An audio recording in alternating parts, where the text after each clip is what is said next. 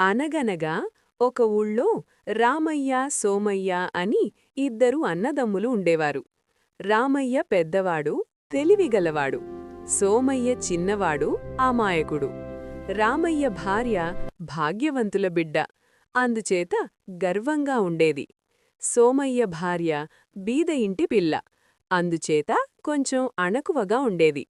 రామయ్య తన తెలివితేటలన్నీ తమ్ముడిమీద ఉపయోగించి అతని ఆస్తి అంతా కాజేసి తాతలనాటి చిన్న పాత ఇల్లు, 4 ఎకరాల మెట్టచేను మాత్రం అతనికిచ్చాడు. పెద్ద మేడ, మిగతా ఆస్తి అంతా తనుంచుకున్నాడు. పాపం సోమయ్య దాంతోనే తృప్తిపడి కష్టపడి చేను దున్నుకుంటూ వచ్చిన దాంట్లో తను కొంత తిని మిగతాది ధర్మం చేస్తూ ఉండేవాడు. ఇలా ఉండగా ఒకనాటి రాత్రి ఎవరో సన్యాసి రామయ్య ఇంటికొచ్చి తలుపు తట్టాడు. రామయ్య వచ్చి కిటికీ తెరిచి, "ఎవరు నువ్వు? ఎందుకీ అర్ధరాత్రిప్పుడు తలుపు తట్టావ్?" అని గద్దించాడు. అప్పుడు సన్యాసి, "బాబూ, నేను సన్యాసిని. రామేశ్వరం పోతూ ఇటొచ్చాను.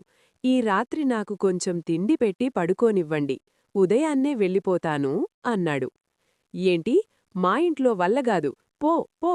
అదిగో ఆ ఎదురుగానే ఉన్నాడు పాపాత్ముడు, వాడి దగ్గరికి పో. దోవనపోయే సన్యాసిపోతుల్ని పిలిచి అన్నం పెడతాడు" అన్నాడు రామయ్య. యోగిపోయి సోమయ్య తలుపు తట్టాడు. సోమయ్య వచ్చి తలుపు తెరిచి సన్యాసిని లోపలికి తీసుకుపోయి భార్యతో చెప్పి అన్నం పెట్టించాడు.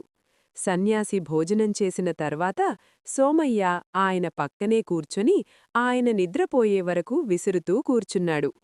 సన్యాసి హాయిగా నిద్రపోయి ఉదయాన్నే లేచి వెళ్ళేటప్పుడు సోమయ్యను అతని భార్యనూ పిలిచి, "మీకు 3 వరాలిస్తాను, కోరుకోండి" అన్నాడు. "స్వామీ, నాకు నా 3 కొడుకులకి ఉండటానికి పెద్ద ఇల్లు, తిండికి ఎంత ధర్మం చేయడానికైనా చాలినంత డబ్బు ఇవ్వండి, అదే చాలు." సోమయ్య భార్య, "స్వామీ, నాకేమీ వద్దు. ఇతరులకు కీడు చేయకుండా ధర్మం చేయడానికి నాకు బుద్ధి పుట్టించు" అని వరాలు కోరుకున్నారు. సన్యాసి చిరునవ్వు నవ్వి వెళ్ళిపోయాడు. మర్నాడు ఉదయాన రామయ్య లేచి చూసేసరికి అతని ఇంటి ముందు పెద్ద మేడ ఉంది. రామయ్య ధరధర వెళ్ళి తన తమ్ముణ్ణి, అమ్ముడి భార్యను చూశాడు. "ఇదెలా వచ్చింది?" అనడిగాడు. సోమయ్య రాత్రి జరిగినదంతా పూసగుచ్చినట్లు చెప్పాడు. ఇక రామయ్య భార్యకు కడుపుబ్బరం ఆగలేదు. మొగుణ్ణి గుర్రం ఎక్కించి ఎలాగైనా సన్యాసిని పట్టుకురమ్మని బలవంతపెట్టింది. అతన్ని పిలుచుకువస్తే రాజులా చూస్తామని హామీ కూడా ఇచ్చింది. రామయ్య గుర్రం వేసుకుని వెళ్ళాడు. కొంత దూరం పోయేసరికి సన్యాసిని చూశాడు.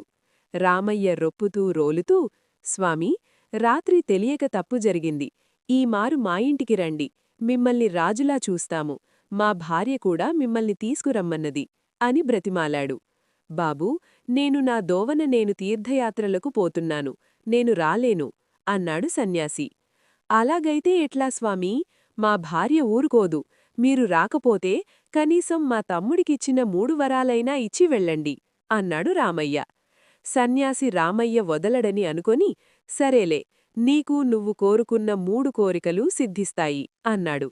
రామయ్య పట్టరాని సంతోషంతో గుర్రాన్ని మరీ వేగంగా పరిగెత్తిస్తూ ఇంటివైపు బయల్దేరాడు.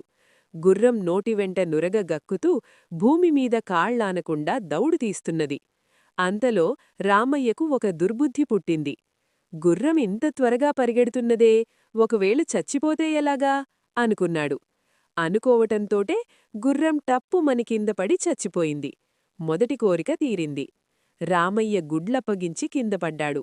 లేచి దుమ్ము దులుపుకొని చచ్చిన గుర్రాన్ని చూసి విచారపడ్డాడు. అతనికి గుర్రాన్ని వదిలిపెట్టడానికి బుద్ధి పుట్టలేదు. గుర్రం చావనే చచ్చింది, ఈ జీను వదిలిపెట్టడమెందుకు అని దాన్ని తీసుకొని నెట్టిన పెట్టుకొని బయల్దేరాడు. కొంత దూరం వెళ్లేసరికి అతనికి జీను బరువైంది. పెళ్ళాం మాటలు విని ఇంత దూరం వచ్చినందుకు అతను విసుక్కున్నాడు. విసుక్కొని, "పాపమని నన్ను యోగి కోసం పంపి తను హాయిగా ఇంటి దగ్గర కూర్చుంది. ఈ జీను దాని నెత్తినుంటే తెలిసేది నా కష్టం" అనుకున్నాడు. ఇతను అనుకోవటమేమిటి, ఆ జీను మాయమవటమేమిటి ఒక్కసారి జరిగింది. రెండవ కోరిక తీరింది. రామయ్య గబగబా ఇంటికొచ్చాడు. ఇంట్లో పెళ్ళాం కూర్చొని ఉన్నది. ఆమె నెత్తిమీద జీను ఉన్నది. అది రామయ్యను చూడగానే మండిపడగా, ఏవిటిది? ఎక్కడిదయ్యింది ఈ తెలివిమాలిన జీను? లేకపోతే దీన్ని నా నెత్తినేశావు అనడిగింది. రామయ్యకు అప్పుడు తాను అనుకున్న మాట జ్ఞాపకం వచ్చింది. ఇదిగో జరిగినదంతా ఇది అని వివరించాడు. నువ్వు వెళ్లావో లేదో జీను నా నెత్తిన పడింది. మనకు దరిద్రం చుట్టుకున్నట్టుంది అని మొత్తుకోసాగారు. పాపం రామయ్య పెళ్ళానికి భయపడి జీను ఊడిపోవాలి అని కోరుకున్నాడు. జీను ఊడి కిందపడింది. మూడవ కోరిక తీరింది. చూశారా, రామయ్య దుర్బుద్ధితో ఎంత కష్టపడి తెచ్చుకున్న 3 వరాలు అలా మట్టిలో కలిసిపోయాయి.